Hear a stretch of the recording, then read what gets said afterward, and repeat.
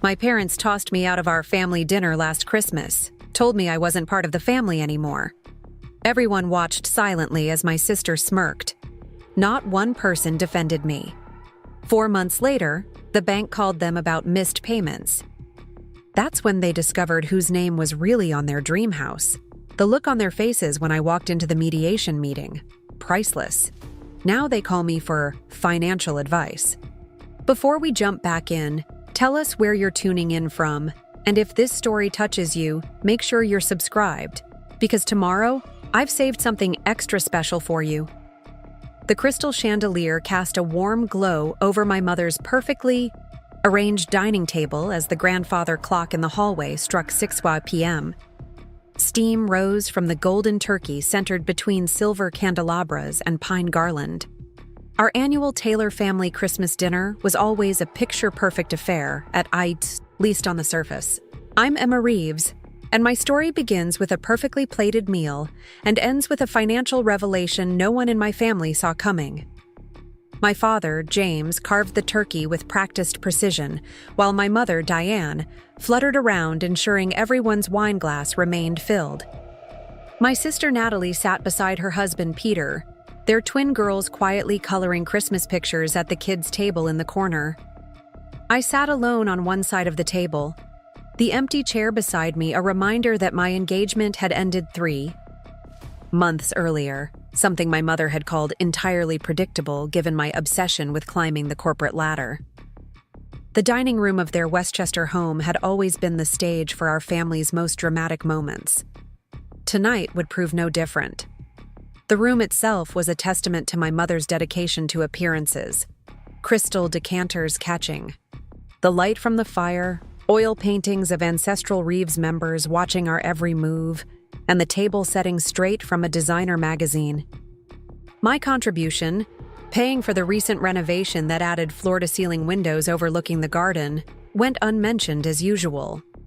Mom had spent 30 years as the quintessential country club wife in our affluent New York suburb, her social standing carefully cultivated through charity galas and board positions at the right foundations. Dad followed in his father's footsteps at Reeves & Associates Financial Advisors, making partner by 40, but never quite achieving the national recognition he'd hoped for. My sister Natalie had fulfilled every expectation, marrying a neurosurgeon, producing adorable grandchildren, and maintaining the social connections Mom valued above all else. Then there was me. While Natalie had been planning her fairy tale wedding at 23, I'd been earning my MBA and fighting my way into Meridian Capital Partners.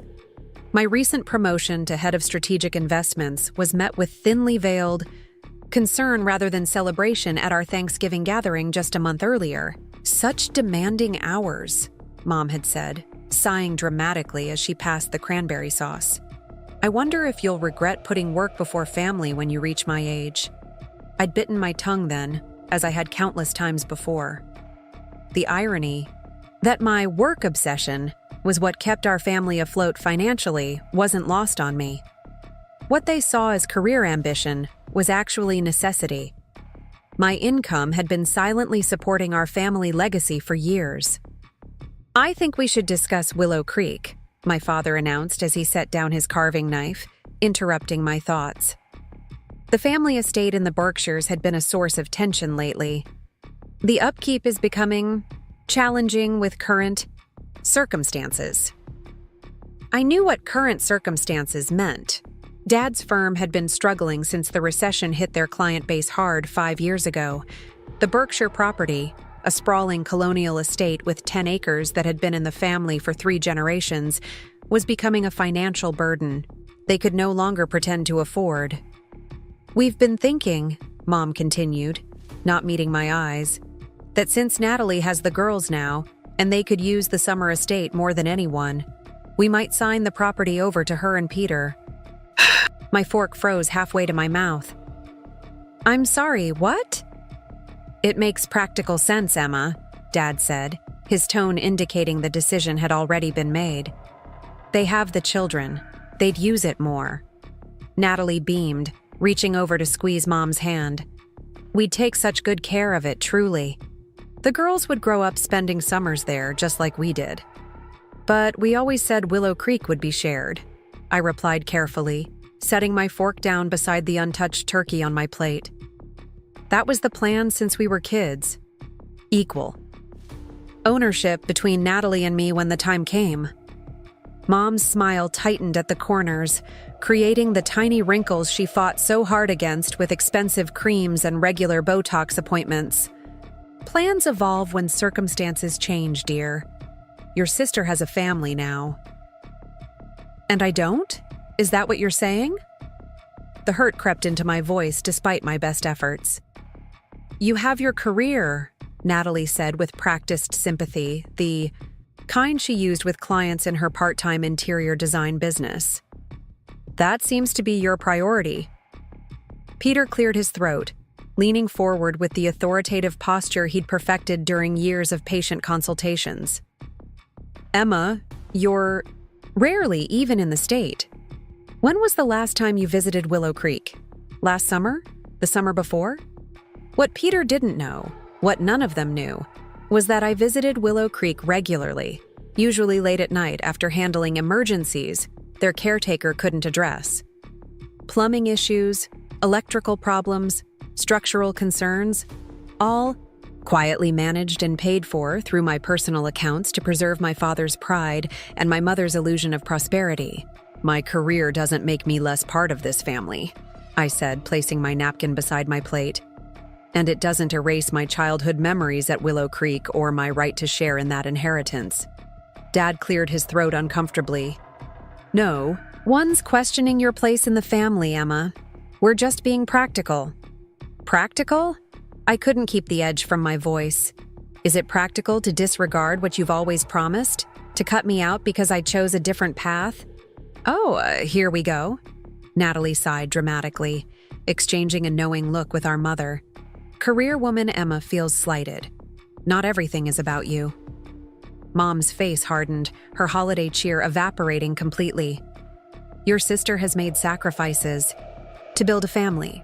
What have you sacrificed, Emma? All you do is work and judge our choices. I don't judge your choices, I protested, feeling the familiar tightness in my chest that accompanied these family confrontations. I just expect you to honor your promises to both your daughters equally. That's enough, Dad snapped, his patience clearly wearing thin. This discussion is over. We've made our decision. Made your decision? I repeated, disbelief washing over me. Without even consulting me first? That estate is as much my inheritance as it is Natalie's. James, Mom said sharply, using the tone that had ended countless arguments throughout my childhood. Perhaps Emma should take some time to calm down before we continue dinner. I looked around the table at their faces. Mom's disapproval, Dad's avoidance, Natalie's barely concealed satisfaction. For the first time, I saw with perfect clarity what I'd been denying for years. I was an outsider in my own family, valued only for what I could provide, never for who I was. I think what Diane is trying to say, Peter spoke up, his condescending, doctor's tone in full effect, is that you're being irrational right now, Emma. The property transfer is a sensible financial decision. That's when Mom stood up, her napkin clutched in her manicured hand like a small white flag of surrender. Not to me, but to the peace of her perfectly orchestrated holiday dinner. I think it would be best if you left, Emma. This is a family dinner, and frankly, you don't seem to understand what family means anymore. The room fell silent. No one, not my father who taught me to ride my first bike on the long driveway at Willow Creek, not my sister who'd shared whispered secrets, with me in our adjoining bedrooms, said a word in my defense. I understand exactly what family means, I said quietly, rising from my chair. That's why this hurts so much. I gathered my coat and purse from the front closet, a handful of wrapped presents still sitting beneath the 12-foot Norwegian, spruce in the living room. Gifts I'd carefully selected months in advance. A first edition Hemingway for Dad, a vintage Hermes scarf I'd found in Paris for Mom, custom dollhouse furniture for my nieces. All of them would remain unopened, at least by me. The December air hit my face like a slap as I stepped onto the porch. The cold a fitting companion to the chill that had settled in my chest. The perfect Christmas lights along the gutters blinked, in steady rhythm, illuminating the circular driveway where luxury cars belonging to the real family members were parked. As I pulled my own car onto the snow-dusted street, I caught a glimpse of the family through the bay window, already reseated, already resuming their meal, already closing the gap where I had been as if I'd never existed at all. As I drove back to my apartment in the city that night, sleet pelting my windshield like tiny bullets, I cycled through shock, hurt, and finally, a cold clarity. I pulled into the parking garage of my building but couldn't bring myself to get out of the car. Instead, I opened my laptop and logged into my banking portal. 5 years ago, when Dad's firm first started struggling after losing several key clients, I had stepped in quietly to help. My parents had been on the verge of losing Willow Creek to foreclosure after taking out a significant equity loan they couldn't repay. At the time, I had just received my first major performance bonus. Rather than telling my parents I was bailing them out, knowing my father's pride wouldn't allow it, I created an investment company called Evergreen Properties. Through this entity, I purchased their mortgage from the bank and restructured the terms to something they could manage. Dad had signed the papers without reading the fine print, trusting my explanation that a client with an investment firm owed me a favor. Mom had been so relieved to keep their financial struggles hidden from their social circle that she hadn't asked questions. They never knew that their reduced monthly payments had been possible because I subsidized them with my own. Preparing and narrating this story took us a lot of time, so if you are enjoying it, subscribe to our channel. It means a lot to us. Now back to the story. Money. They never knew that the estate they were planning to sign over exclusively to Natalie was, technically, already under my control. My phone lit up with texts from Natalie. "You're being dramatic again. Mom is upset now. Thanks a lot. When will you grow up and accept that family decisions aren't always equal?" I switched off my phone and stared at the financial records on my screen. For 5 years, I had automatically transferred funds to cover the mortgage gap each month. I had paid for major repairs, property taxes, and insurance without a word of acknowledgement, because I believed families supported each other without keeping score. Tonight had shown me exactly how one-sided that belief had been. The next morning, I called Catherine Morris, my attorney friend from business school. "They did what?" she asked after I explained the situation. "Kicked me out of Christmas dinner and told me I wasn't getting Willow Creek because Natalie has children and I just have a career," I summarized, the words still stinging. Catherine was silent for a moment. "Emma, are you asking me as your friend or as your lawyer?" "Both," I replied. "I need to know my options." "As your friend, I'm furious that your family is treating you this way," she said. "As your lawyer, I can tell you that Evergreen Properties is within its rights to enforce the terms of the mortgage agreement. If they've missed payments—" "They haven't yet," I interrupted. "I've been covering the difference between what they pay and what's actually due." "And you're still doing that after what happened last night?" The surprise in her voice was evident. I hadn't thought about it until that moment. For 5 years, I had automatically transferred funds to cover the mortgage gap. It was time to stop. "No," I decided. "No more subsidies." "What are you hoping to accomplish?" Catherine asked carefully. I thought about it for a moment. "I don't want revenge. I just want them to see me, really see me, for once. To understand that I've been silently holding everything together while they dismissed me as just the career-obsessed daughter." Over the next 3 months, I immersed myself in work. My parents called several times, each message more strained than the last, but I let them go to voicemail. Natalie sent occasional texts suggesting I was being childish and needed to get over myself. I didn't respond. Meanwhile, I monitored the mortgage account. Without my supplementary payments, my parents made only partial payments in January and February. By March, they missed the payment entirely. On April 15th, my phone rang with a call from Evergreen Properties Administration Office.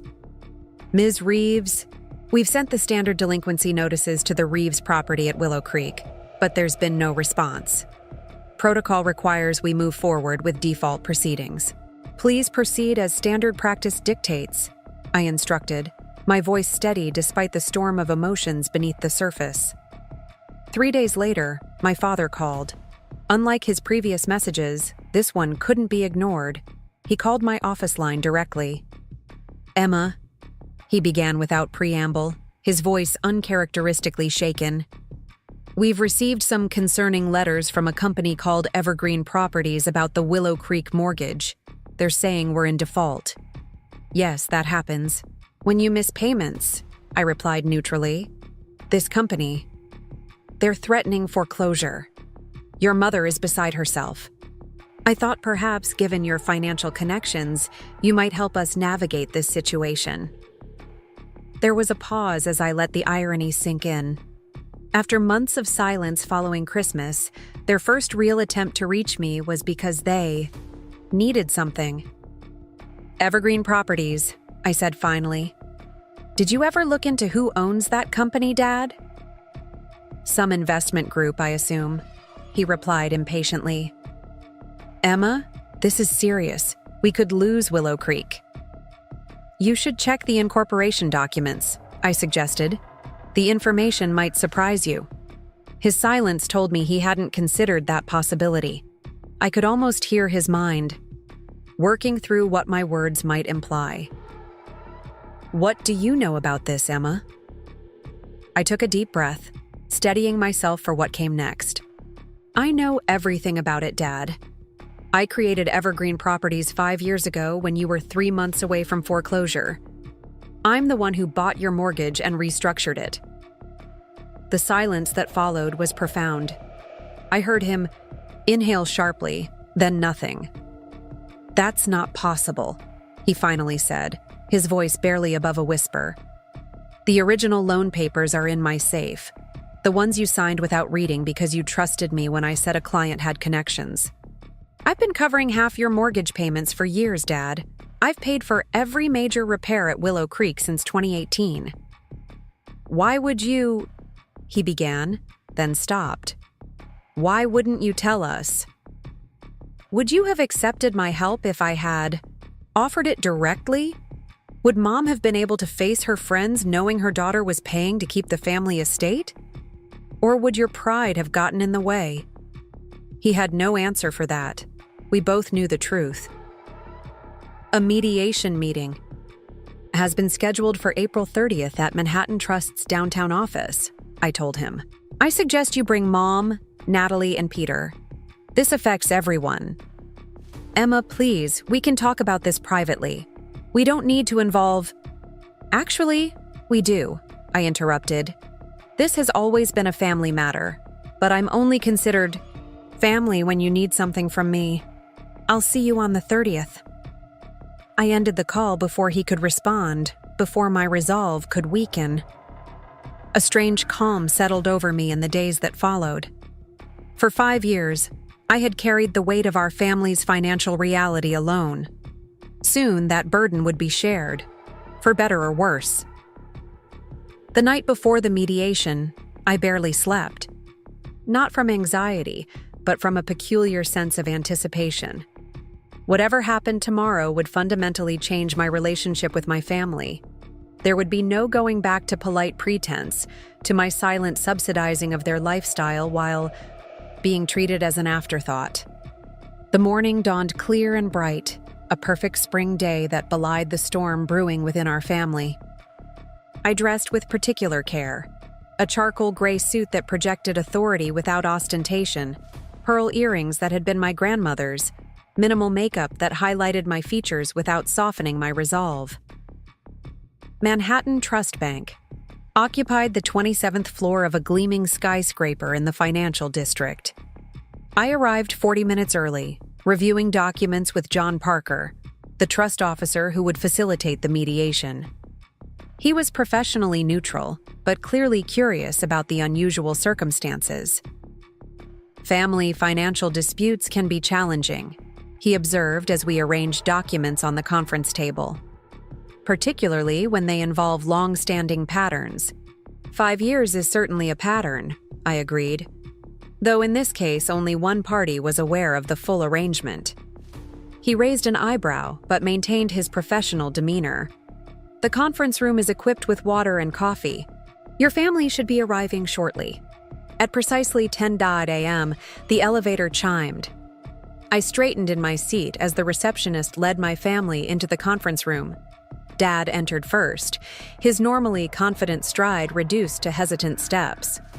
Mom followed, her appearance immaculate, as always, though I noted the strain around her eyes despite her careful makeup. Natalie and Peter came last, their expressions a mixture of confusion and wariness. They froze in unison when they saw me seated at the head of the conference table. Emma, my mother's voice wavered. What are you doing here? Before I could answer, John Parker spoke. Good morning. I'm John Parker, Trust Officer for Manhattan Trust. Ms. Reeves is here as the principal owner of Evergreen Properties, the current holder of your mortgage. The silence that followed was absolute. My father sank slowly into a chair, the color draining from his face as the full reality dawned on him. That's impossible, Natalie protested, looking between me and our parents. Tell them, Dad. My father couldn't meet anyone's eyes. It's true, he said quietly. Emma told me yesterday. She's behind Evergreen Properties. What does that mean exactly? Peter asked, his professional demeanor faltering as he struggled to process this revelation. I placed my hands flat on the table, steadying myself. 5 years ago, when Dad's firm lost the Hendrickson account and several others followed, our family finances were in serious trouble. The equity loan taken out against Willow Creek was in default. Foreclosure proceedings were about to begin. Mom's hand flew to her throat, her fingers clutching the strand of pearls she wore like armor. James, you said it was handled. It was? Dad replied, finally looking up. Emma handled it, apparently, without telling us. I created Evergreen Properties as a private investment vehicle, I continued evenly. Through it, I purchased your mortgage at a discount from Continental Bank, who was eager to get a non-performing loan off their books. I restructured the terms to make the payments manageable for you. You've been our mortgage holder? Mom's voice was barely audible. All this time? Yes, I confirmed. The same property you decided at Christmas to give exclusively to Natalie, cutting me out entirely, has actually been under my financial control for years. Peter leaned forward, his medical training evident in his analytical approach. If you've owned the mortgage all this time, why are we suddenly in default now? Because for 5 years, I've been supplementing your payments, I explained. The amount you've been paying monthly covers only about 60% of what's actually due. I've been quietly transferring funds each month to cover the difference. And you stopped, Natalie said, comprehension dawning. After Christmas. After being told I wasn't truly part of the family, after being thrown out of the house, after watching all of you sit silently while Mom told me I didn't understand what family means. My voice remained steady despite the emotion swelling in my chest. Yes, I stopped subsidizing a family that didn't consider me an equal member. Mom's perfect composure cracked, tears welling in her eyes. We didn't know. That's precisely the problem, I replied. You never asked. You never saw. You were so caught up in appearances, in Natalie's perfect family narrative, in Dad's pride about providing, that you missed what was actually happening. John Parker cleared his throat discreetly.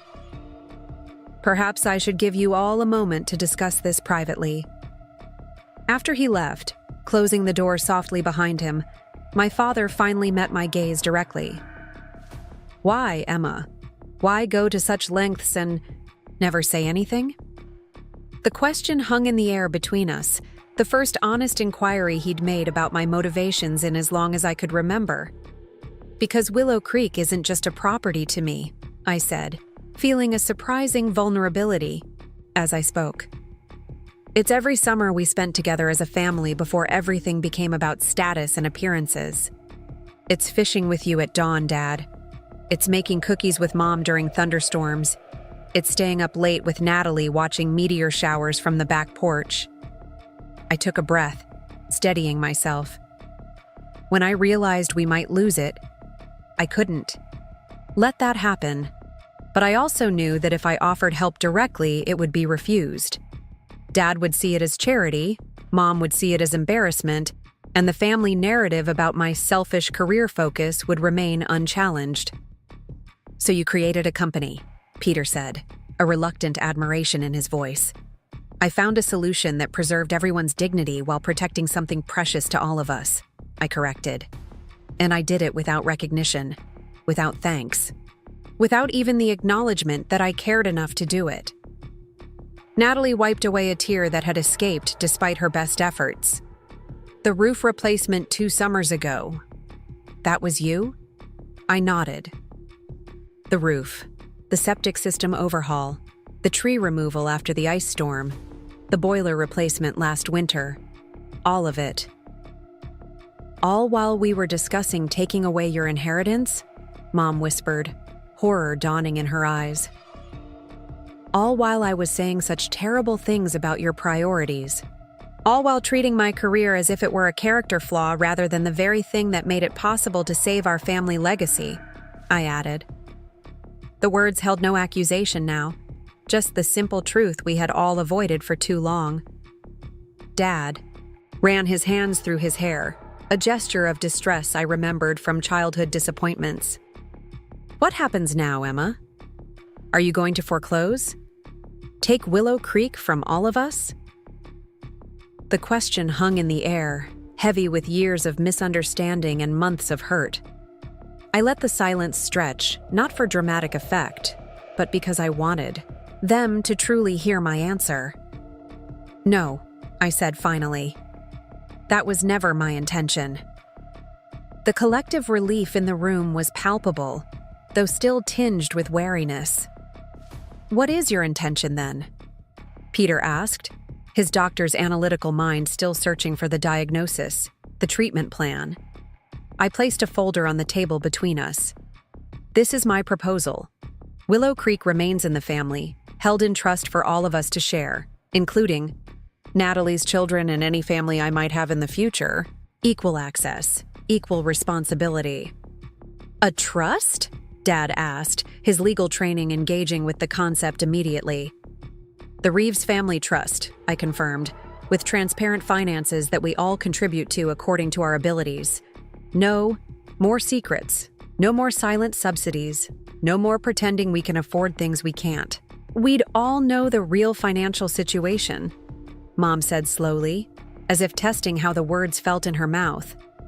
Exactly.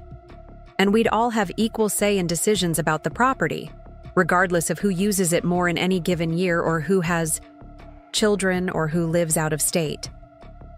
Natalie reached across the table, hesitantly taking my hand. I didn't know what you'd been doing for us. All this time, I thought. You thought I was selfish, I finished for her. I know. I was wrong, she admitted, the words clearly difficult for her to say. Peter cleared his throat. This trust arrangement, it sounds reasonable, but what about the current mortgage, the default status? I'm prepared to convert the outstanding loan balance to my initial contribution to the trust, I said, essentially forgiving the debt, in exchange for the equitable arrangement moving forward. Dad's eyes widened. That's incredibly generous, Emma.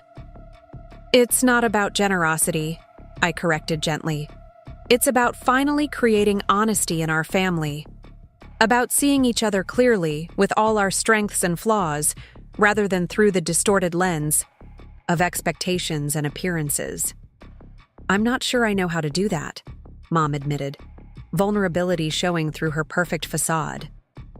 I've spent so long focused on how things look rather than how they are. We can learn together, I suggested. All of us. John Parker returned, bringing with him a sense of formality that helped temper the raw emotions in the room. We spent the next 2 hours reviewing the trust documents I had prepared with Catherine's help, discussing terms, making small adjustments to ensure everyone felt heard. By early afternoon, we had a framework that preserved Willow Creek for the entire family while acknowledging the reality of our financial situation. As we prepared to leave, Mom approached me hesitantly. "The things I said at Christmas," she began, her voice catching, "were hurtful," I finished for her, "and reflected beliefs you've held for a long time about my choices." She nodded, accepting the truth of my words. "I was wrong. Not just about your commitment to family, but about what your career represents.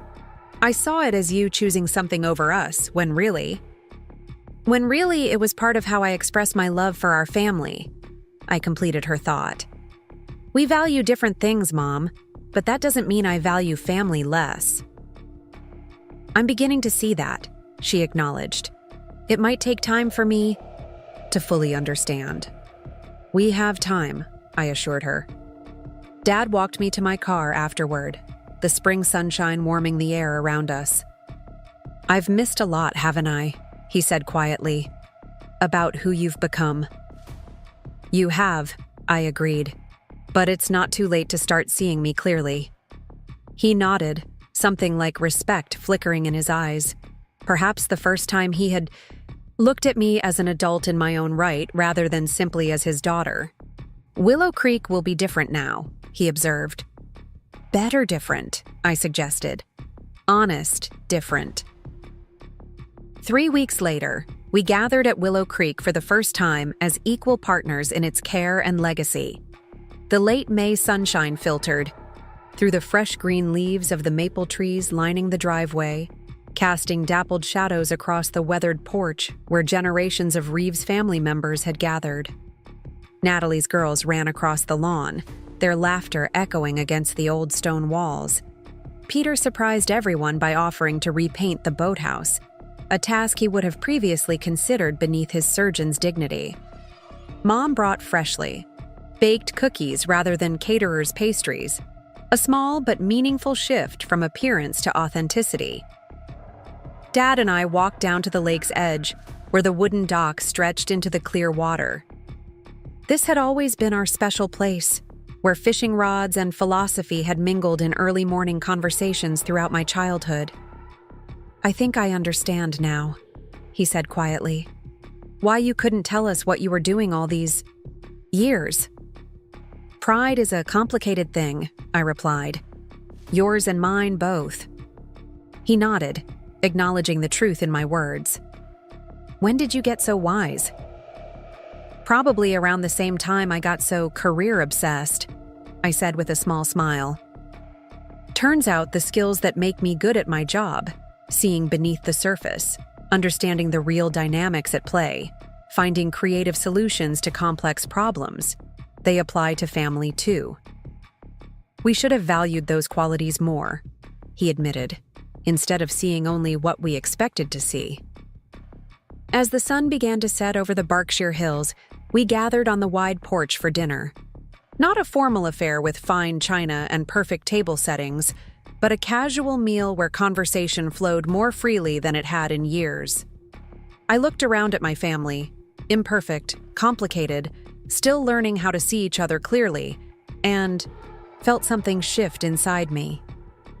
The hurt of Christmas hadn't disappeared entirely, but it had transformed into something constructive, a catalyst for change rather than a festering wound. Later that evening, as Natalie and I washed dishes side by side, a mundane task that somehow felt ceremonial in its normalcy, she bumped her shoulder against mine gently. "I was jealous, you know," she admitted, "of your freedom, your success. I thought you had escaped all the expectations that I was drowning in." I considered this, wiping a plate slowly. "I had different expectations, not none. The pressure to prove my choices were valid, to justify my path by excelling at every turn. It was exhausting in its own way. She nodded. We never talked about any of this. Real things. Appearances were easier, I acknowledged. Not anymore, she said firmly. No more perfect facades hiding ugly truths. That's my promise to you, to all of us. As I drove back to the city the following day, I reflected on how differently this story might have ended.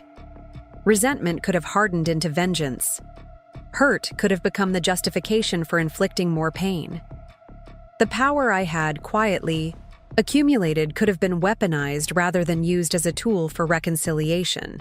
The revelation about evergreen properties could have destroyed what remained of our family bonds. Instead, it had cleared away the undergrowth of pretense and expectation, creating space for something more authentic to grow. My phone rang as I reached the outskirts of the city, Mom's name appearing on the screen. Once, I might have let it go to voicemail, dreading the subtle criticisms and comparisons that typically characterized our conversations. Now, I answered.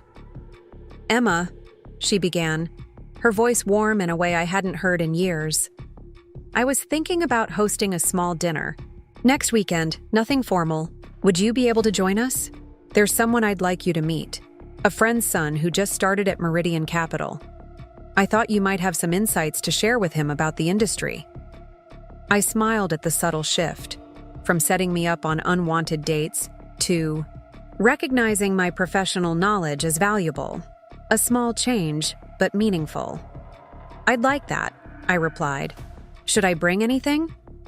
Just yourself, she said. That's more than enough. As I navigated through the familiar streets toward my apartment, I realized that the true gift of these difficult months hadn't been the power revealed through evergreen properties or the satisfaction of finally being acknowledged.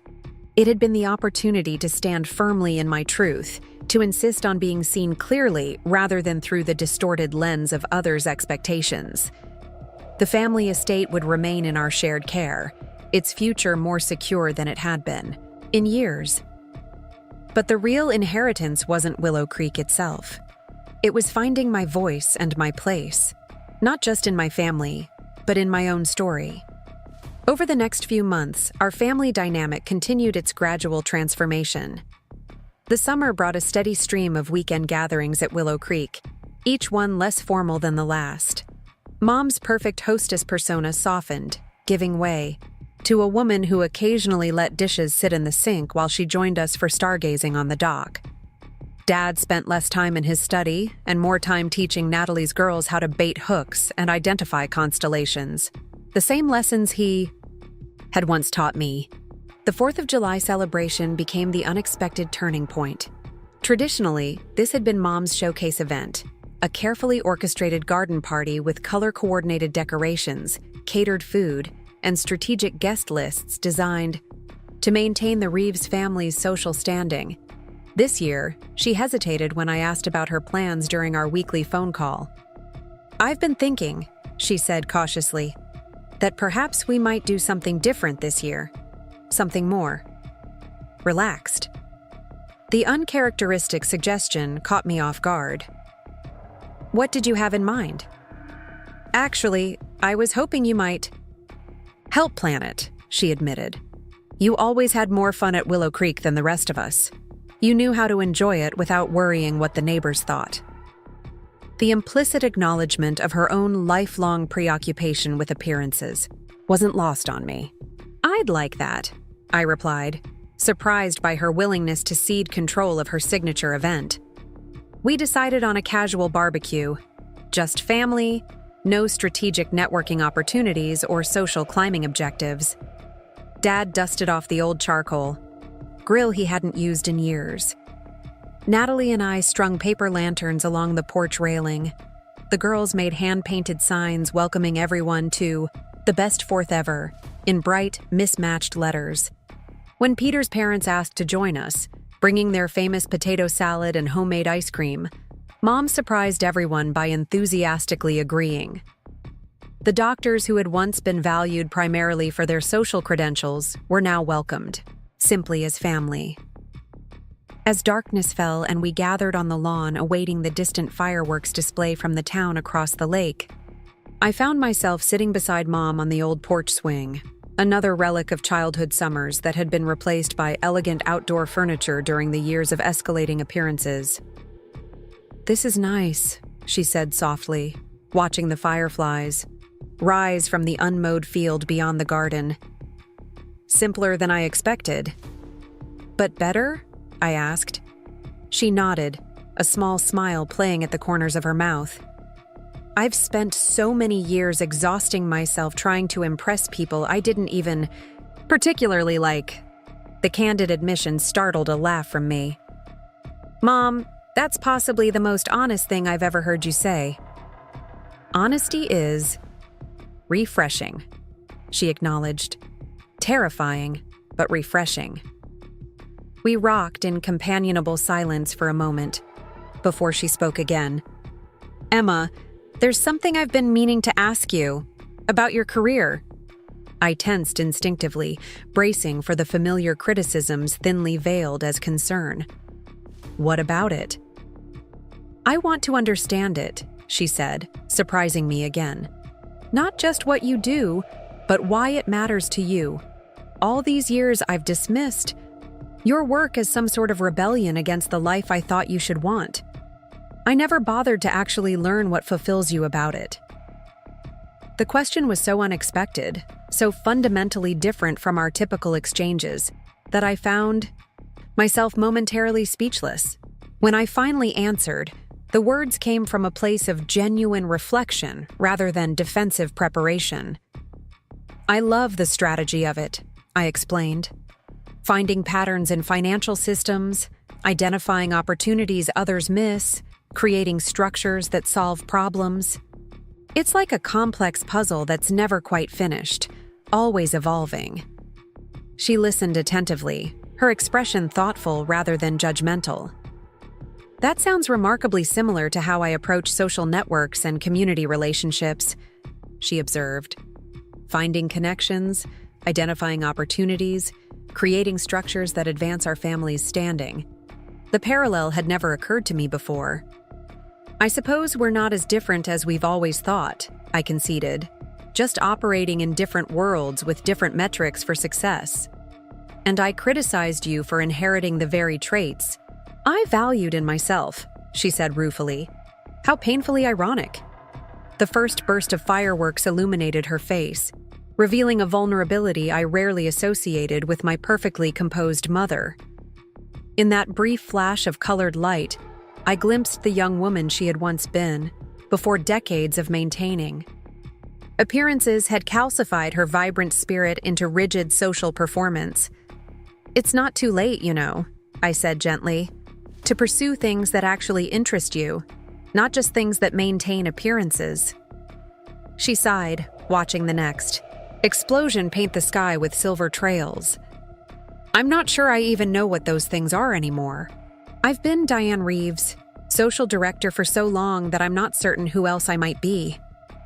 "Maybe that's the next adventure," I suggested. "Finding out." The conversation shifted as Dad joined us with fresh lemonade, but something had fundamentally changed between us, a crack in the perfect facade through which authentic connection had begun to flow. August brought a professional opportunity I had been working toward for years, the chance to lead Meridian's expansion into European markets. The promotion would mean relocating to London for at least 2 years, with extensive travel throughout Western Europe. 5 months earlier, I would have accepted immediately, knowing my family would view it as further evidence of my misplaced priorities. Now, I found myself hesitating. Catherine noticed my uncharacteristic indecision during our weekly lunch. "This is literally what you've been working toward since business school," she pointed out, eyebrows raised over her salad. "Why the hesitation?" I pushed a tomato around my plate, organizing my thoughts. Things with my family are finally changing. There's real connection happening. I'm worried that leaving now might undo all that progress. Or, she countered with the direct insight I valued in our friendship, you're falling back into old patterns of martyring your ambitions for family approval. The observation stung, but contained enough potential truth to warrant consideration. That's possible, I admitted. The lines between healthy accommodation and unhealthy sacrifice aren't always clear. Here's a radical thought, Catherine suggested. Why not discuss it openly with them? See how they react to your opportunity before you make assumptions about what it would mean for your relationships. The proposal was so logical, yet so contrary to our family's historical approach to difficult topics, that it felt almost revolutionary. That would be a true test of how much has actually changed, I mused. Exactly. If they've really begun to see and value you differently, they'll respond differently than they would have before. I decided to broach the subject during our Labor Day weekend at Willow Creek, the traditional end-of-summer gathering that had once been filled with superficial accounts of summer accomplishments designed to impress rather than connect. This year, we had agreed to a simple family weekend with no outside guests or performance pressure. The opportunity came naturally on Saturday evening as we gathered around the fire pit Dad had built earlier that summer. The night air carried the first hints of autumn crispness, and the crackling flames cast dancing shadows across familiar faces. Natalie's girls had finally fallen asleep after s'mores and ghost stories, leaving the adults to more reflective conversation. I've been offered a significant promotion, I said during a comfortable lull in the discussion, leading Meridian's European expansion from London. I felt rather than saw the shift in energy, the momentary tension as everyone processed this information through both old and new lenses of understanding. That sounds like an incredible opportunity, Dad said finally, surprising me with his immediate positive response. You've been working toward international markets for years. Natalie leaned forward, firelight illuminating her curious expression. Would it be permanent? Initial commitment is 2 years, I explained, encouraged by their engaged questions rather than dismissive comments, with the option to extend or return to New York after that, depending on how the expansion progresses. London, Mom said, thoughtfully. That's quite far. I braced myself for the familiar guilt trip about family obligations and distance, but it didn't come. Instead, she asked, when would you need to decide? They've given me 2 weeks, I replied. I wanted to discuss it with all of you first. Peter, who had been quietly listening, spoke up. That's a significant change from how these conversations used to go in this family. What do you mean? Dad asked, genuine curiosity in his voice. Well, Peter said carefully, in the past, career decisions were presented as either fate's accomplice or personal failings. Emma bringing this to us as a family discussion represents something new. His observation hung in the air, accurate and slightly uncomfortable in its precision. Mom was the first to acknowledge it. He's right, she admitted. We would have immediately focused on what Emma's ambition was taking from the family, not what opportunities it might create for everyone. And I would have already accepted or declined based on anticipated disapproval rather than actual conversation, I added. Old patterns run deep. Dad poked at the fire, sending sparks swirling upward into the night sky. What would this mean? For your involvement with Willow Creek and the family trust? The question was practical rather than accusatory, a significant evolution from previous interactions. I'd still be equal partner in the trust, I explained. Technology makes financial oversight possible from anywhere, and London has direct flights to New York. I could be here for long weekends and holidays. The girls would miss their favorite aunt, Natalie said, but her tone held affection rather than manipulation. Though I suppose this creates the perfect excuse for us to visit London. That was actually my next thought, I acknowledged. Having you all visit during school breaks. Showing the girls London, Paris, maybe Rome during summer vacation? "You've really thought this through," Mom observed. "I have," I confirmed. "And part of that thinking included how it would affect all of you. Not because I would base my decisions solely on your reactions, but because you matter to me. My career success has always been intertwined with my family connections, even when those connections were strained." "What would you do if we asked you not to go?" Mom asked. Suddenly, the directness of her question silenced everyone. I met her gaze across the flickering flames, aware that her query represented the crux of our evolving relationship. "I would listen to your concerns," I said truthfully. "I would consider them carefully, but ultimately, I would make the decision that honored both my professional goals and my personal relationships. The right answer isn't choosing between family and career. It's finding ways to nurture both." She nodded slowly, satisfaction rather than disappointment crossing her features. "That's exactly the right answer. I wanted to be sure you wouldn't sacrifice your opportunity out of some misplaced sense that our reconciliation depends on your physical presence." Dad reached over to take her hand, obvious pride in his expression. "That's a very enlightened perspective, Diane." "I'm learning," she said simply. "We all are." The conversation continued late into the night, ranging from practical considerations about time zones for family calls to excited planning for potential European adventures. Not once did anyone suggest my career ambitions reflected misplaced priorities or deficient family values. The evolution was subtle but profound. As we prepared to leave Willow Creek that Monday afternoon, Mom pulled me aside while the others loaded cars and secured windows. "I want you to take this," she said, pressing a small velvet box into my hand. Inside was her grandmother's sapphire, ring day, a family heirloom I had admired since childhood, but never expected to receive. Traditionally, such treasures went to the daughter who most perfectly embodied the family's social values, which had always meant Natalie. "Mom, this is long overdue," she finished for me. "I've been saving it for the daughter who demonstrated true devotion to family legacy. I just didn't recognize what that devotion actually looked like until recently." Tears pricked behind my eyelids as I slipped the ring onto my finger. The deep blue stone caught the afternoon light, scattering sapphire reflections across our joined hands. "Your grandmother was a remarkable woman," Mom continued. "Beneath her social polish was a core of steel and strategic thinking much like yours. She would have recognized your strength long before I did."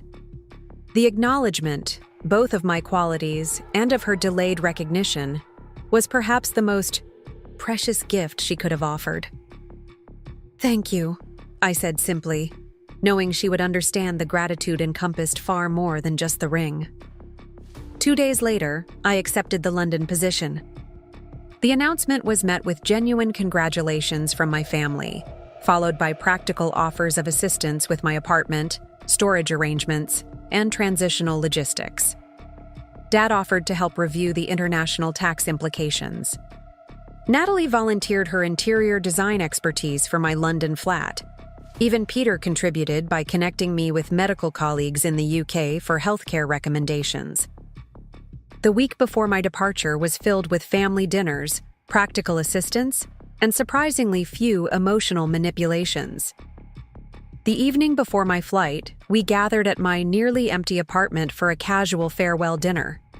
Mom had insisted on hosting despite the unconventional setting, bringing catered food and even paper plates, a concession to practicality that would have been unthinkable months earlier.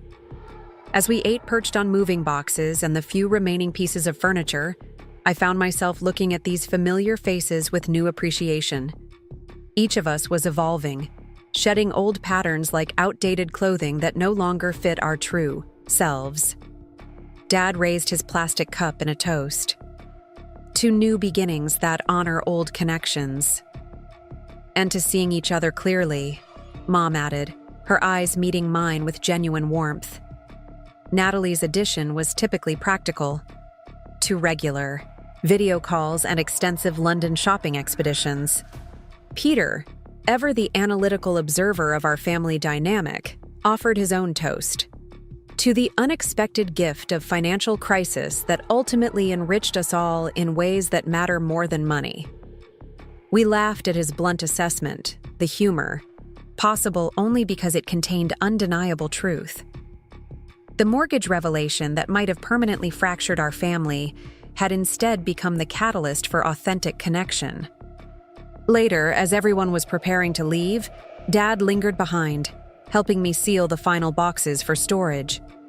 "I'm proud of you, Emma," he said simply, smoothing packing tape across a carton of books. "Not just for your professional achievements, though those are certainly impressive. I'm proud of how you've handled all of this. The Christmas rejection, the mortgage revelation, the family reckoning. You could have chosen vengeance. Instead, you chose honesty and reconciliation." "It wasn't entirely altruistic," I admitted. "I wanted a real family, not just a victory." He nodded, understanding the distinction. The truly valuable things rarely come through victory over others. They come through connection with them. "When did you get so wise?" I teased, echoing our conversation from months earlier.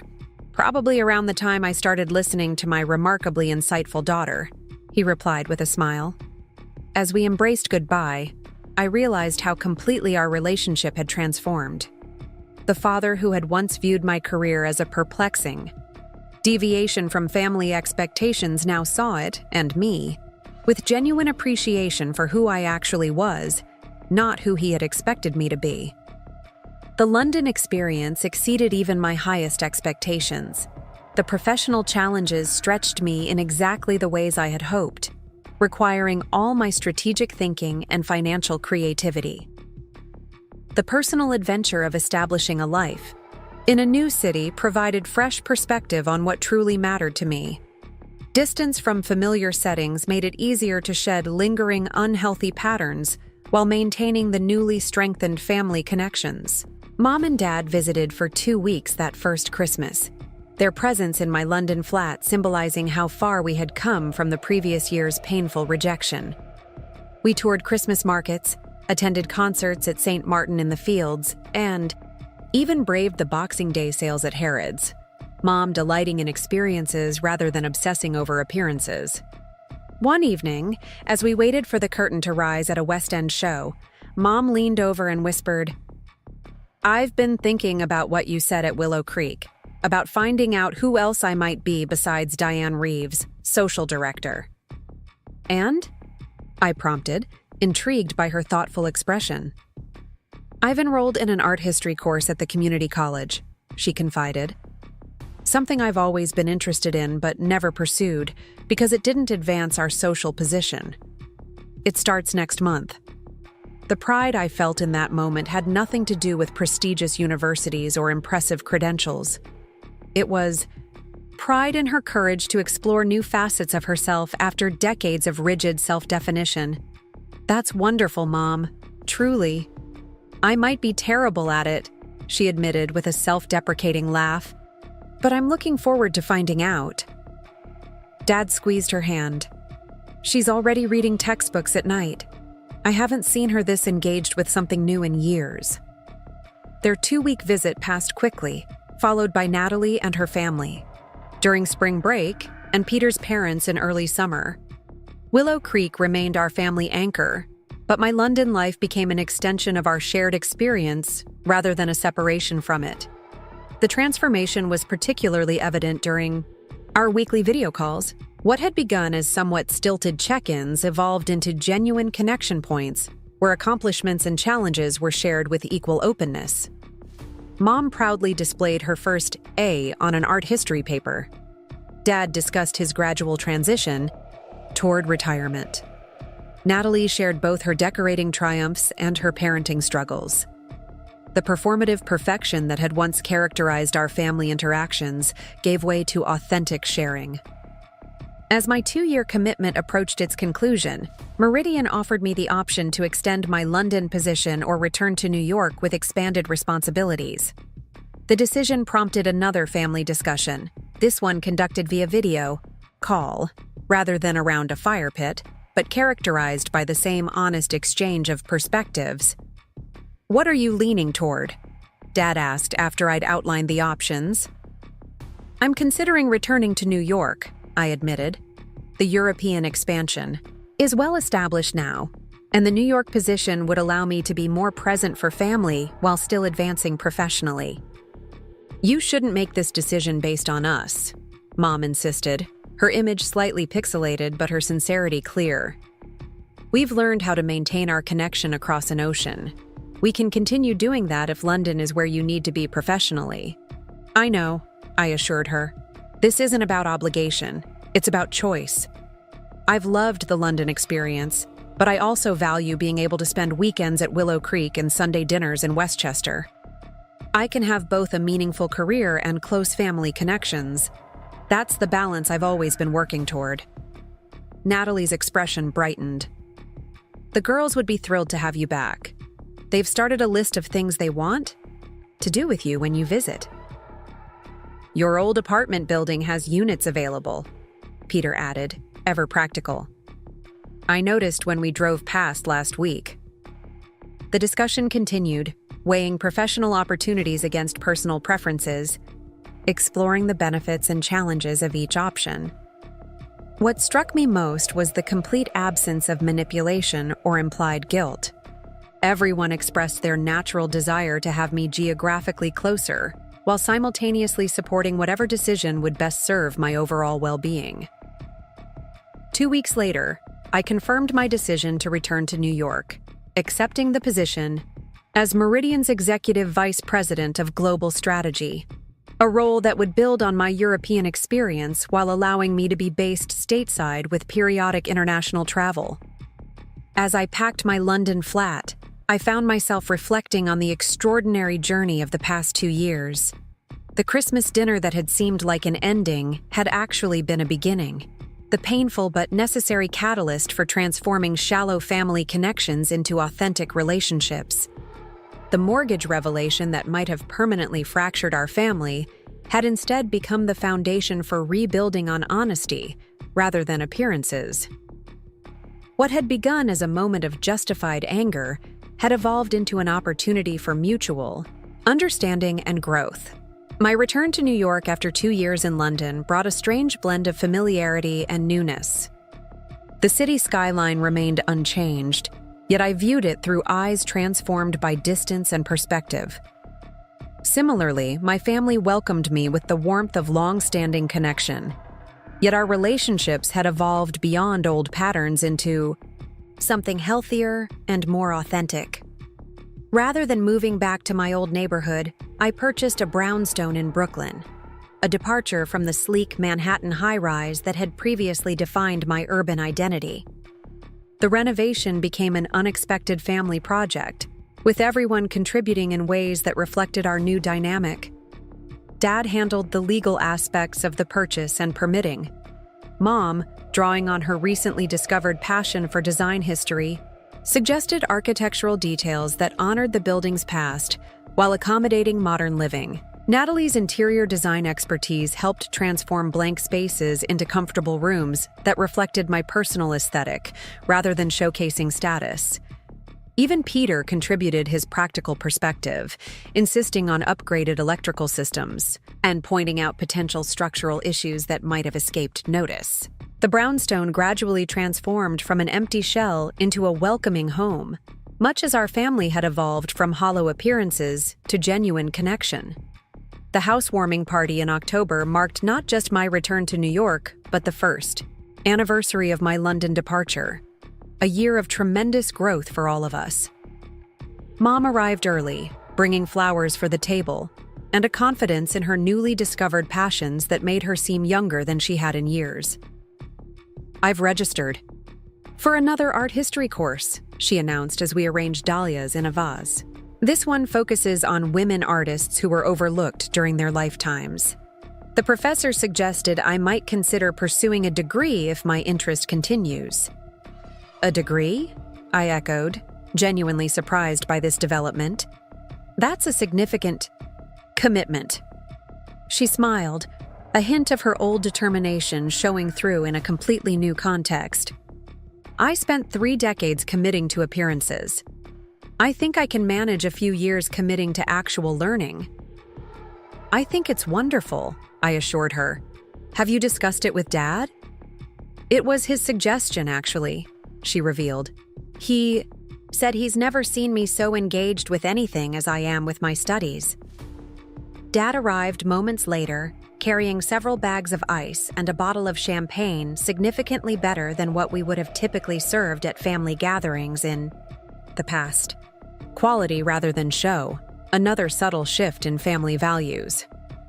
The kitchen looks fantastic, he observed, setting his contributions on the counter. Those cabinets are exactly right for the period of the building. Mom's suggestion, I acknowledged. Her course on 19th century domestic architecture apparently paid off. She's remarkable when she's pursuing something she actually cares about, rather than something she thinks others expect, he said quietly, a note of wonder in his voice. I'm discovering sides of your mother I never knew existed, or perhaps forgot existed, after 40 years of marriage. You seem happier too, I observed, more relaxed. He nodded, leaning against the counter.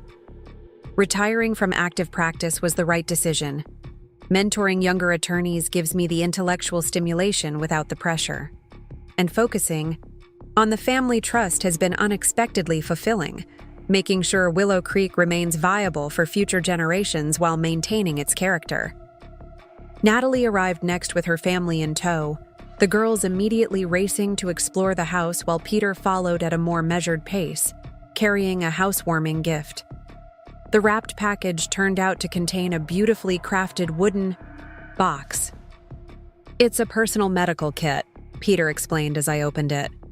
I selected everything specifically for you. Common medications, first aid supplies, and a few specialty items for international travel. The box itself was made by one of my patients who does woodworking as therapy after his hand surgery. The thoughtfulness of the gift, practical yet personal, acknowledging both my lifestyle and his own areas of expertise, epitomized how much our family interactions had changed. No longer were gifts selected for show or obligation. Now they reflected genuine attention to individual preferences and needs. As other guests began to arrive, colleagues from Meridian, friends from business school, neighbors from both old and new neighborhoods, I watched my family interact with these various circles of my life. Mom engaged in animated conversation with my new neighbors about the architectural history of Brooklyn brownstones. Dad discussed international finance with my Meridian colleagues without once attempting to leverage connections for his own benefit. Natalie helped arrange food and drinks with natural hospitality rather than performance. Catherine arrived fashionably, late, as was her custom, immediately spotting me across the crowded living room and making her way through the guests. The prodigal returns triumphant, she declared, embracing me warmly. London clearly agreed with you. As did distance from old patterns, I replied. How are things at the firm? Productive but missing your strategic insight, she admitted. Though I must say, your family seems remarkably different. Your mother just had a 20-minute conversation with me about women artists of the Belle Époque without once mentioning eligible bachelors or appropriate career trajectories for women approaching 35. I laughed, recognizing the accuracy of her observation. They've all changed. We've all changed. The Christmas disaster and subsequent revelations forced everyone to re-examine long-held patterns.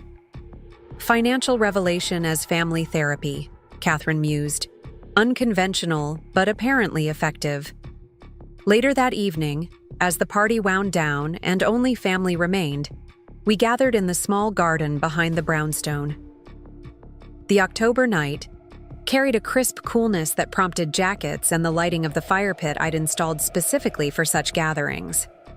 Dad opened a second bottle of champagne, passing glasses to each of us. To homecomings, he proposed, raising his glass.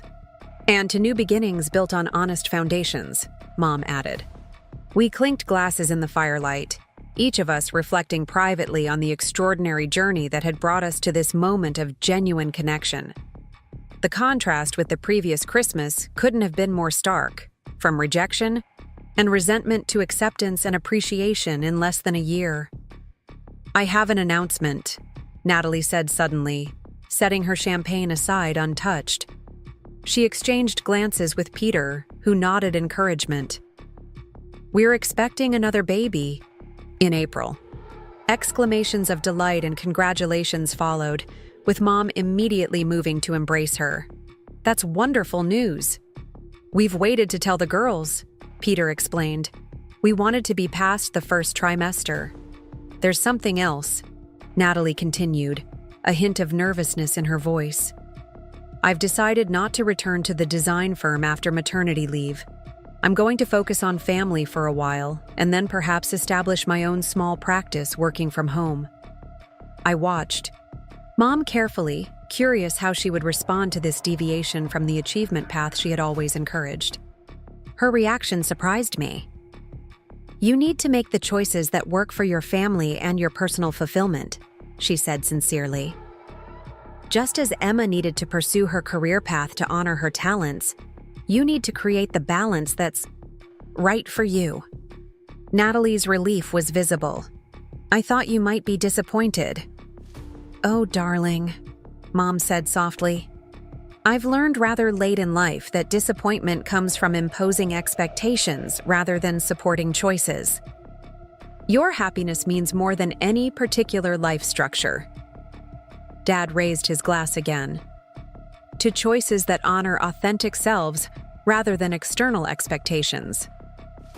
The toast resonated deeply, capturing the essential transformation our family had undergone. We'd moved from rigid adherence to appearances toward genuine support for individual paths, all catalyzed by the mortgage revelation that had forced truth into the open. Winter arrived with unusual gentleness that year, as if the weather itself was participating in our family's newfound warmth. The holiday season approached with none of the previous year's tension, though its memory remained a reference point for how far we had come.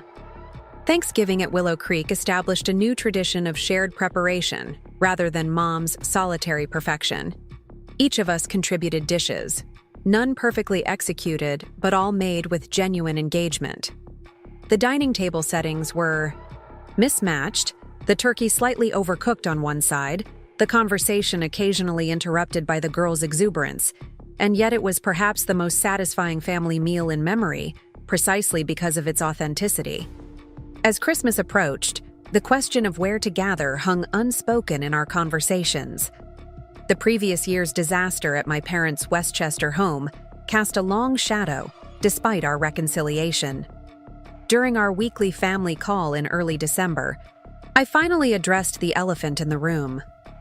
"I think we should discuss Christmas plans," I suggested. "Given everything that's happened this year, perhaps we should consider a completely new approach." Relief was visible on every face in the video call grid. Mom was the first to respond. "I've actually been thinking about that. What would you all think about gathering at Willow Creek instead of the house in Westchester?" The suggestion was unexpected. The lake house had never been a winter destination in our family tradition, used primarily during summer months and occasionally for fall weekends. "Would it be comfortable in December?" Dad asked practically. The heating system was designed for occasional use rather than winter residence. "I've had some upgrades done," Mom revealed. "New insulation, improved heating throughout, a proper generator for power outages. I've been working with a contractor since September." "You've been planning this," Natalie observed with surprise. Mom nodded, a hint of vulnerability crossing her features. I couldn't bear the thought of recreating last year's disaster in the same setting. Willow Creek represents our best family memories, not our worst. It seemed fitting to establish new Christmas traditions there. Her thoughtfulness, anticipating our discomfort and working quietly to create an alternative, demonstrated how profoundly she had changed. Once she would have insisted on maintaining traditions regardless of emotional cost. Now, she prioritized healing over predictability. "I think it's a wonderful idea," I said sincerely. "Willow Creek at Christmas sounds magical." The others quickly agreed, and plans fell into place with surprising ease. Rather than Mom handling all arrangements alone, responsibilities were distributed according to interests and abilities. Dad coordinated transportation logistics. Natalie designed sleeping arrangements that accommodated everyone comfortably. Peter suggested cold weather activities suitable for the girls.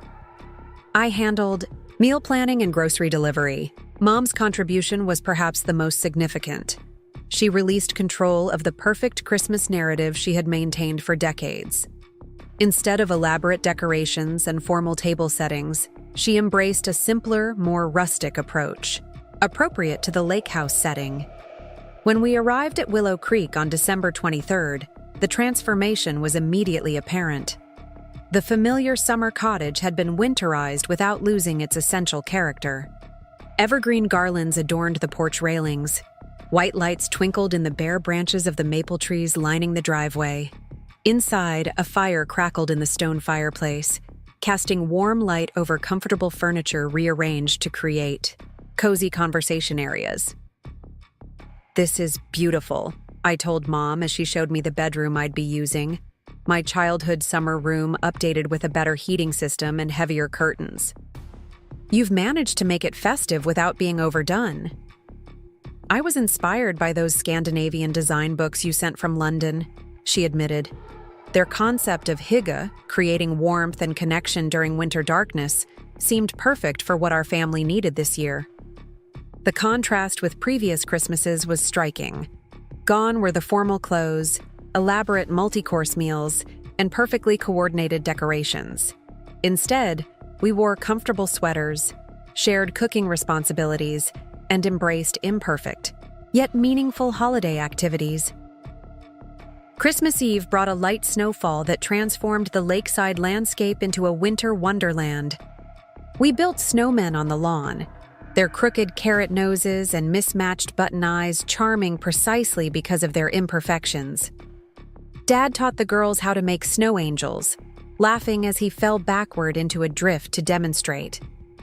Peter, normally so dignified in his surgeon's persona, initiated a snowball fight that eventually included everyone, even Mom with her designer boots and carefully styled hair. That evening, we gathered around the fireplace for a simple dinner of hearty soup and freshly baked bread. The conversation flowed naturally, punctuated by genuine laughter rather than polite social smiles. After the girls went to bed, we remained by the fire, sharing memories of childhood summers at Willow Creek. "Remember when Emma fell through the ice that February we came up to check on the pipes?" Natalie recalled, smiling at the memory. "Dad had to wade in to pull her out, and Mom wrapped you in every blanket in the house." "I was more frightened than cold," I admitted. "But I remember feeling so safe once Dad reached me." "I was terrified," Dad confessed. "Watching you disappear under that ice was the most frightening moment of my life. Nothing else has ever come close. Not financial setbacks, not professional challenges, nothing." "You never told me that," I said softly. "There were many things we never told each other," he acknowledged. "Fears, hopes, disappointments. We kept so much hidden behind achievements and appearances." "We're learning," Mom said, echoing her words from months earlier. Slowly but surely. Christmas morning dawned clear and bright, sunlight sparkling on fresh snow. The gift exchange that followed breakfast embodied our new family values: thoughtful rather than extravagant, personal rather than impressive. Dad received books by his favorite historical authors rather than expensive electronics he didn't need. Mom unwrapped art supplies and museum memberships instead of jewelry chosen for show. The girls delighted in handcrafted toys and books selected for their specific interests. My gift from the family proved especially meaningful: a custom-made map showing all the places connected to our shared history, from Willow Creek to my London flat, with small annotations describing memories associated with each location. The collaborative nature of the gift, with each family member contributing memories and perspectives, symbolized our new understanding of connection across different life paths. As we prepared Christmas dinner together, I found myself working alongside Mom in comfortable companionship, a stark contrast to previous holiday meals where she had orchestrated every detail while maintaining perfect composure. Now she laughed. When the gravy developed lumps, accepted suggestions about seasoning, and even allowed Natalie's older daughter to arrange the dinner rolls in the basket, imperfect shapes and all. "You know what I realized?" she said quietly as we arranged serving dishes on the counter. "All those years of perfect Christmas dinners, and I can't remember a single conversation we had. I was so focused on how everything looked that I missed what was actually happening." "But you remember now," I pointed out. "You're present for this Christmas, not just executing it." She nodded, genuine contentment in her expression. "That's the best gift of all, isn't it? Being fully present for our own lives." As we gathered around the table, mismatched settings, slightly lopsided turkey and all, Dad proposed a toast that captured our collective journey. "Last Christmas, we faced our most difficult moment as a family," he acknowledged, meeting each of our eyes in turn. "What could have permanently broken us instead became the catalyst for honest connection. From financial crisis came emotional wealth. From painful truth came authentic relationship. I'm grateful not just for the resolution, but for the revelation that made it possible." "To revelations that lead to growth," Mom added, raising her glass. "And to the courage to face them honestly," I concluded. The meal that followed was imperfect by previous standards, yet perfect in all the ways that truly mattered. Conversations meandered naturally, rather than following prescribed social patterns.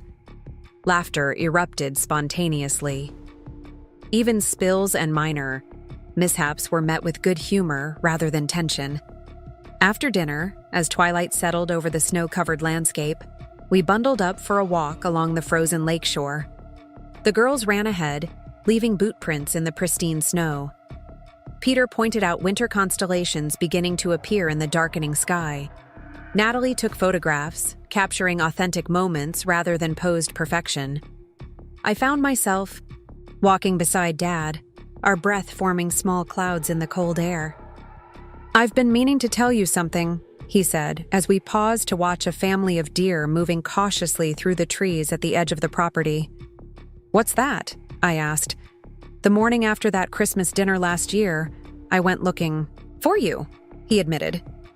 "I drove to your apartment intending to apologize, to try to explain, but you had already left." This was news to me. "You never mentioned that." He nodded, watching the deer disappear into the forest. "I was ashamed of my silence at dinner, of letting your mother's words stand unchallenged, of failing to defend you." By the time the mortgage revelation happened, it seemed too late to mention that small gesture. "It wasn't small," I assured him, "and it's not too late to share it. The point is," he continued, "even before I knew about Evergreen Properties, I recognized that something fundamental had gone wrong in our family dynamic. I just lacked the courage to address it directly." "We all participated in the patterns," I acknowledged. "My silence about the mortgage arrangement was part of the problem, too." "Perhaps," he agreed. "But your silence protected our dignity, while mine compromised yours. There's a difference." This simple acknowledgement, the recognition that different actions carried different moral weights despite similar appearances, represented perhaps the most profound evolution in our family's perspective. We had moved beyond false equivalences toward nuanced understanding of intention and impact. That evening, gathered once more around the fireplace with mugs of hot chocolate, spiked with peppermint schnapps for the adults, we began planning the coming year's gatherings at Willow Creek. Summer weekends, autumn leaf peeping, perhaps even a repeat of this winter celebration. The estate had transformed from a financial burden and source of conflict into the physical manifestation of our reconnection. "I have a suggestion," Peter offered during a lull in the conversation. "We should document this journey somehow, not just for ourselves, but for the girls and future generations. The story of how the family almost fractured and then rebuilt itself is worth preserving." "What did you have in mind?" Mom asked, intrigued rather than defensive about preserving family history that included unflattering chapters. "Perhaps a simple journal with contributions from each of us," he suggested. "Our perspectives on what happened and what we learned. Something to keep at Willow Creek for future generations to understand that family legacy isn't just about property or appearances, but about growth through difficulty." The suggestion resonated deeply. Each of us agreed to contribute our perspective, not to assign blame or claim moral high ground, but to acknowledge the complex interplay of expectations, assumptions, and unspoken needs that had led to our crisis and subsequent reconciliation. In the months that followed, the journal project evolved alongside our continuing family transformation.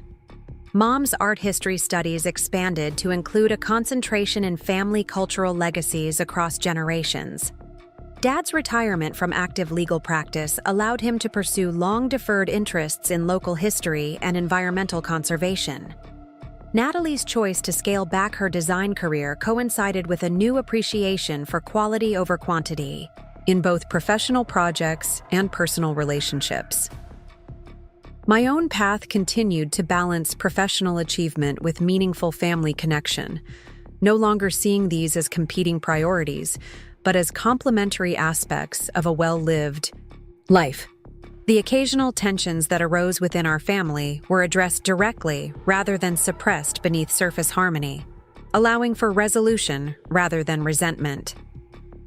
When Natalie's son was born that April, a healthy boy named James after our father, the family gathered once again at Willow Creek to welcome the newest Reeves.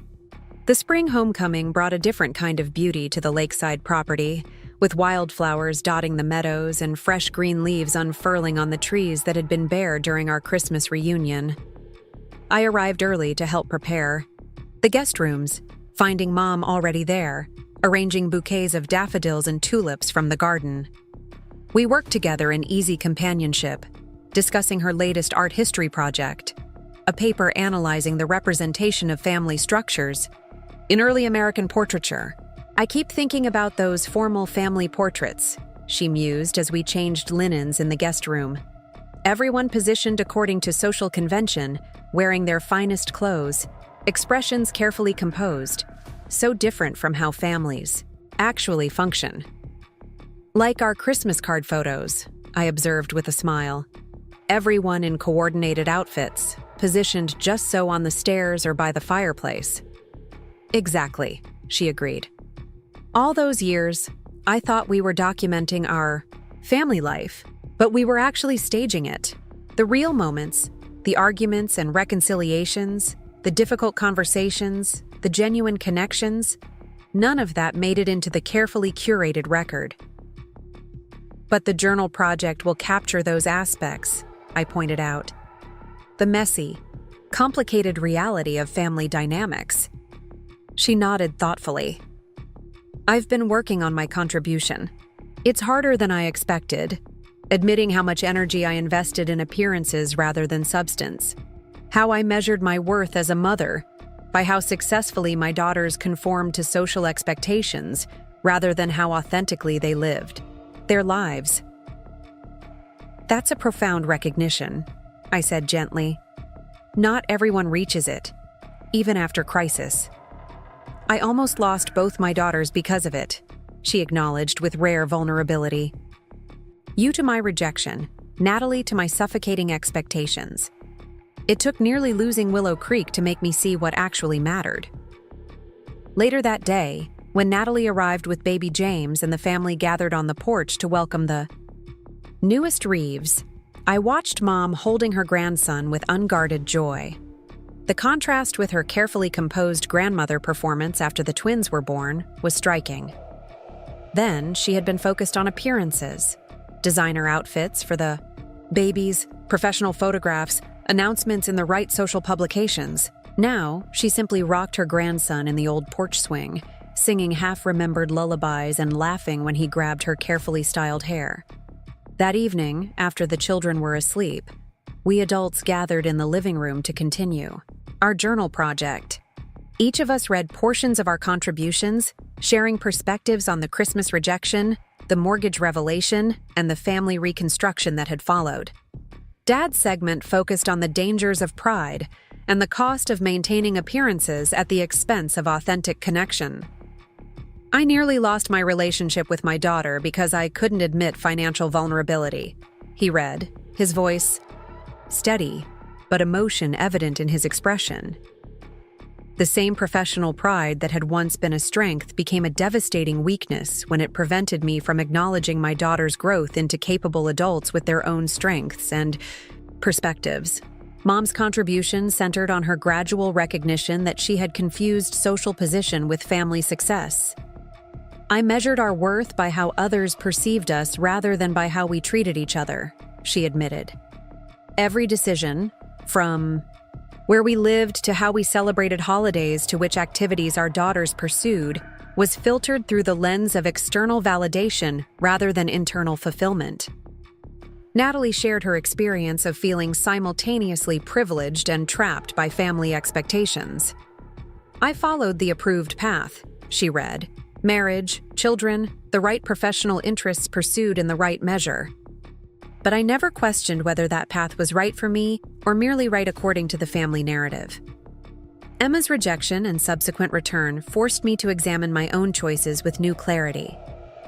Peter, always the analytical observer of our family dynamics, contributed a thoughtful analysis of how families construct and maintain their internal narratives. The Reeves family story centered on appearance and achievement, he noted, until a financial crisis revealed the hollowness of that foundation. What's remarkable isn't that the family nearly fractured. It's that when forced to rebuild, you collectively chose authenticity over appearance, substance over form. My own contribution focused on the journey from resentment to reconciliation. When I created Evergreen Properties, it was an act of love disguised as financial strategy, I acknowledged. When I stopped the supplemental payments after Christmas, it was an act of self-preservation disguised as business procedure.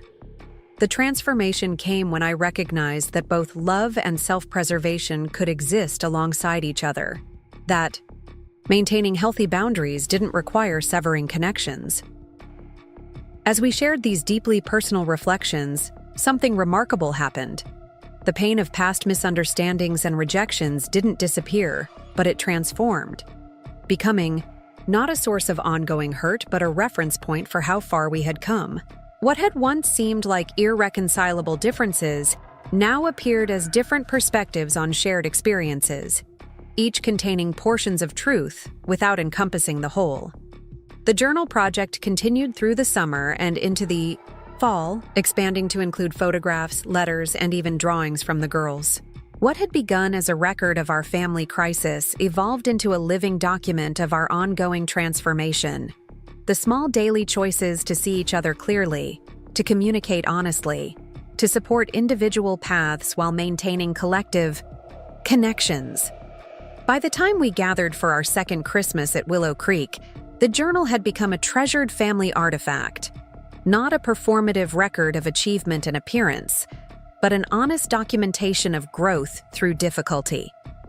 On Christmas Eve, we added a new tradition to our holiday celebration, reading selected entries aloud, not to relive past pain, but to acknowledge how that pain had catalyzed profound change. I never would have imagined, sitting at that disastrous dinner 2 years ago, that rejection would ultimately lead to such deep connection, I observed as we completed the readings. Or that a financial revelation intended initially as self-protection would become the foundation for authentic relationship. Life rarely follows the narratives we construct, Dad noted thoughtfully. The stories we tell ourselves about who we are and what matters often need to be shattered before we can see the truth beneath them. Mom, who had once been the primary architect and enforcer of our family's carefully constructed image, nodded in agreement. The most valuable gift of these difficult years has been the freedom to step out of roles we never consciously chose, to ask not, what is expected of a Reeves, but what brings genuine fulfillment to each of us as individuals within this family? As spring sunshine warmed the old porch where generations of our family had gathered, I realized that the true gift of that difficult Christmas hadn't been the eventual reconciliation or even the recognition of my unacknowledged contributions. It had been the opportunity to stand firmly in my truth, to insist on being seen clearly rather than through the distorted lens of others' expectations. Willow Creek remained our shared legacy, but the true inheritance wasn't the property itself. It was the hard-won wisdom that family connections thrive on authenticity rather than appearance, on mutual respect rather than rigid roles, on honest communication rather than comfortable pretense. When Mom joined me on the porch, baby James, sleeping peacefully in her arms, her expression reflected the same realization. "I spent so many years worried about losing family status," she said quietly, watching the lake ripple in the spring breeze. "I never understood that what mattered most couldn't be measured in social standing or material possessions." "What matters most?" I asked, genuinely curious about her perspective after so much transformation. She smiled, looking down at her grandson's peaceful face. "The courage to be authentically ourselves while still remaining connected to each other. Everything else is just decoration." 3 years after that transformative Christmas, our family's evolution continued in ways none of us could have predicted. My career at Meridian had reached new heights with my promotion to Chief Strategy Officer, a position that challenged me intellectually while allowing me to maintain the work-life balance I had come to value. The brownstone in Brooklyn had become not just my home, but a gathering place for family celebrations, casual Sunday dinners, and impromptu weeknight visits. The kind of natural, unscheduled connections that would have been unthinkable in our previous family dynamic. Mom's temporary interest in art history had blossomed into a full undergraduate degree, followed by acceptance into a master's program focusing on women artists of the Gilded Age. At 63, she had become the oldest student in her cohort, but quickly established herself as one of the most insightful. Her professors regularly commented on how her lived experience brought unique perspective to historical analysis. "I've spent a lifetime performing social expectations," she explained when I expressed admiration for her academic courage. "I understand these women's constraints from the inside out." The real surprise came when a small university gallery invited her to curate an exhibition on female portraitists whose work had been overshadowed by their male contemporaries. Her meticulous research and personal connection to the material resulted in a show that garnered unexpected critical attention. "Can you imagine?" she marveled during one of our regular walks along the Brooklyn Promenade. 3 years ago, my greatest accomplishment was securing the right table at benefit galas. Now I'm writing catalog essays and planning lecture series. You always had this capacity," I pointed out. "You just directed it toward social navigation rather than intellectual exploration." "The same skills redirected toward something meaningful," she agreed. Though I admit, hosting a gallery opening was significantly less stressful after decades of orchestrating charity events. Dad found his own path of reinvention, shifting from mentor to advocate within the legal community. His retirement from active practice had coincided with growing awareness of access to justice issues affecting underserved communities. Drawing on his decades of connections within New York's legal establishment, he established a foundation that paired seasoned attorneys with community legal aid organizations. "The financial management skills I developed handling the Willow Creek Trust translate surprisingly well to nonprofit administration," he explained during one of our monthly financial strategy sessions. These meetings, once focused exclusively on family investments, had evolved into collaborative exchanges where we each contributed professional expertise toward shared goals. Even Natalie had discovered unexpected dimensions to her identity. What began as a small home-based design practice catering to friends had developed into a thriving consultancy focused on creating environments for children with sensory processing challenges. Her experience with her own daughter's sensitivity to certain textures and sounds had sparked an interest in adaptive design that combined her aesthetic sensibilities with genuine social impact. Peter, always the pragmatist, had reduced his surgical hours to accommodate family priorities and his growing involvement in medical education. His connection to the girls and baby James demonstrated a tenderness none of us had fully glimpsed during the years of performance and expectation. Willow Creek remained our shared touchstone, the physical embodiment of our family's transformation. The property itself had evolved alongside us, with careful updates that preserved its character, while acknowledging changing needs. Solar panels now supplemented the historic home's energy needs, Dad's environmentalism meeting practical considerations. The boathouse had been converted into a small studio where Mom worked on her academic projects during summer residency. The old treehouse had been rebuilt for the next generation, with adaptations suggested by Natalie to accommodate children with different physical abilities. The journal project that Peter had proposed after our reconciliation had grown into a substantive archive of family history, not the sanitized, performance-oriented version we had once maintained, but an honest documentation of both struggles and growth.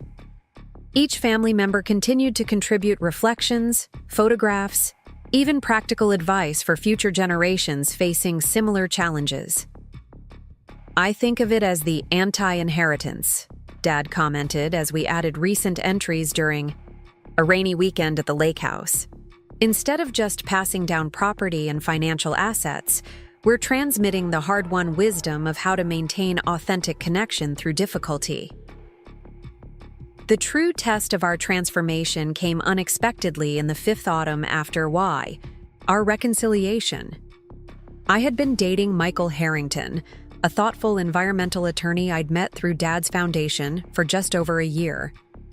Our relationship had developed with a natural ease that contrasted sharply with my previous partnerships. No performative milestones or strategic considerations, just genuine compatibility and mutual support. When he proposed during a weekend hike at Willow Creek, the decision to accept felt simultaneously momentous and uncomplicated. The ring he offered, a simple sapphire in a recycled gold setting, reflected his understanding of my values rather than social expectations.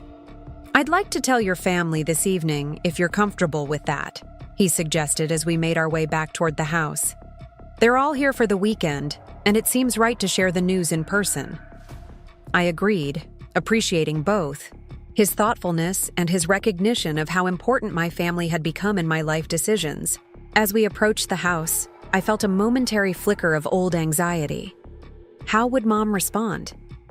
Would she immediately shift into wedding planning mode, projecting her social aspirations onto our celebration? Would Dad evaluate Michael primarily as a financial prospect rather than a partner? Would Natalie compare our relationship to her own traditional choices? The questions arose from old patterns, muscle memory from a family dynamic we had systematically dismantled over the previous 5 years. Yet traces remained, shadows of conditional acceptance that still occasionally surfaced in moments of vulnerability. We found the family gathered on the porch enjoying the autumn sunshine. Mom was sketching the lake view for a project related to her studies. Dad and Peter were engaged in a chess match while discussing recent developments in healthcare policy. Natalie sat nearby, working on her laptop while keeping an eye on the children playing on the lawn below. Michael and I exchanged glances, silently confirming our readiness to share our news. I cleared my throat, drawing everyone's attention. "We have something to tell you," I began, surprising myself with the slight tremor in my voice. "Michael proposed this morning, and I've accepted." The reactions unfolded in quick succession. Expressions of delight, embraces, congratulations, all genuine, all warm. But it was Mom's response that truly revealed how far we had come. She set aside her sketchbook and approached us, taking both my hands in hers. "I'm so happy for you," she said simply, her eyes meeting mine with unguarded emotion. Then, instead of launching into questions about dates and venues and guest lists, she asked, "What kind of celebration would feel meaningful to both of you?" The question, so different from the prescriptive approach that would have characterized her response in earlier years, momentarily rendered me speechless. Michael squeezed my hand encouragingly. "We haven't decided yet," I admitted. "Something authentic to who we are, rather than what's expected." "Whatever you choose, we'll support it completely," Dad added, joining us. "Whether that's a traditional ceremony or something entirely unconventional." Natalie approached with James on her hip. "And absolutely no pressure to follow anyone else's timeline or traditions," she emphasized.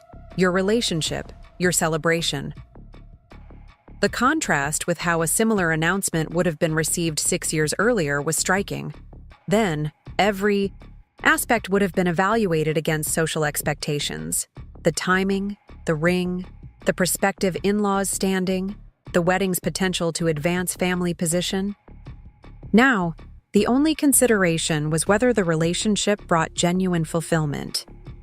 Later that evening, as Michael engaged in animated conversation with Dad and Peter about environmental law enforcement challenges, Mom joined me on the porch. "Swing." "I've been reflecting on what I would have done with this news in the past," she admitted quietly. The immediate mental calculations about guest lists and society announcements, the subtle pressure toward certain venues and traditions. "The detailed binder of wedding requirements would have appeared within 24 hours, I teased gently. She laughed, acknowledging the truth in my observation.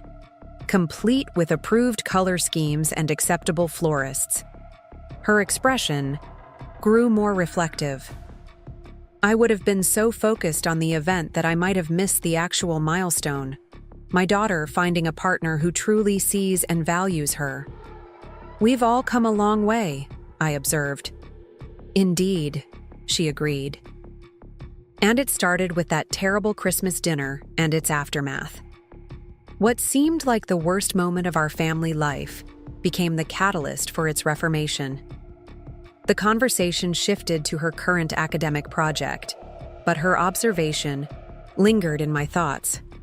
The Christmas rejection and subsequent mortgage revelation had indeed been pivotal moments, painful but ultimately transformative. What might have destroyed our family permanently had instead forced us to rebuild on a more honest foundation. The wedding planning process became another opportunity to practice our new family dynamics. Rather than defaulting to social expectations or family traditions, Michael and I designed a celebration that genuinely reflected our values and relationship. We chose a spring ceremony at Willow Creek, with the lake and gardens as a natural backdrop. The guest list included only people with whom we had authentic connections rather than strategic social ties. Mom channeled her organizational talents into supporting our vision rather than imposing her own, researching sustainable catering options and helping coordinate logistics without attempting to control outcomes. Dad handled legal and financial aspects with characteristic efficiency but remained respectful of our priorities. Natalie offered design expertise while ensuring the space would be accessible for guests with various needs. The ceremony itself embodied the transformation our family had undergone. Instead of the rigidly formal, performance-oriented event that would have characterized a Reeves wedding in earlier years, it was genuine and joyful.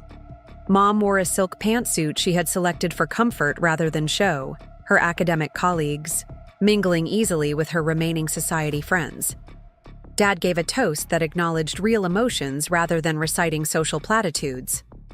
Natalie's girls scattered wildflower petals with enthusiastic abandon, their imperfect execution adding charm rather than generating tension. Most striking was the incorporation of our family journal into the ceremony.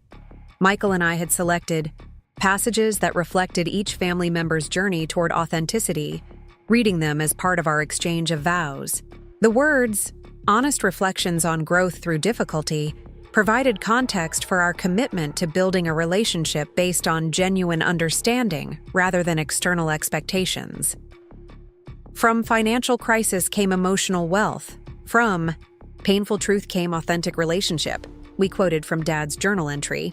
We commit to approaching difficulties as opportunities for greater understanding rather than threats to harmony. The reception that followed was similarly authentic. Locally sourced food served family style at mismatched vintage tables. Conversation flowing naturally without assigned seating or rigid timelines. Music selected for personal significance rather than traditional expectations. What might once have been considered social liabilities, the casual approach, the absence of elaborate displays, the focus on substance over form, became the very elements that made the celebration meaningful. As evening fell and lights twinkled, in the trees surrounding the lake, Michael and I took a moment to stand apart from the celebration, observing our gathered loved ones from a slight distance. "Your family's transformation is remarkable," he noted, his arm around my waist. "The stories you've told me about how things were before that Christmas confrontation, it's hard to reconcile with the people I've come to know." The structures were so rigid then, I explained. Every interaction filtered through expectations about what a Reeves family should be, how we should appear to others. The mortgage revelation didn't just expose financial reality, it shattered the performance we'd been maintaining. And in rebuilding, you created something authentic. "We're still creating it," I corrected gently. "It's an ongoing process, not a completed project. We still stumble sometimes, default to old patterns in moments of stress. But now we recognize when it's happening and redirect toward honesty." As if illustrating my point, Mom approached with a suggestion about cutting. The cake caught herself mid-sentence and laughed. "I'm doing it again, aren't I? Orchestrating rather than participating." "Old habits," I acknowledged with a smile, "but you noticed it yourself this time." "Progress, not perfection," she agreed, the phrase borrowed from one of her journal entries. "Shall we rejoin the celebration on your timeline, not mine?" This small exchange, the recognition of old patterns, the gentle course correction, the prioritization of authentic connection over perfect execution, exemplified our family's ongoing evolution. The crisis that had begun with rejection at Christmas, dinner had initiated a journey that continued to unfold in daily choices and interactions. Later that night, as the celebration wound down and guests departed, the family gathered once more on the porch overlooking the moonlit lake.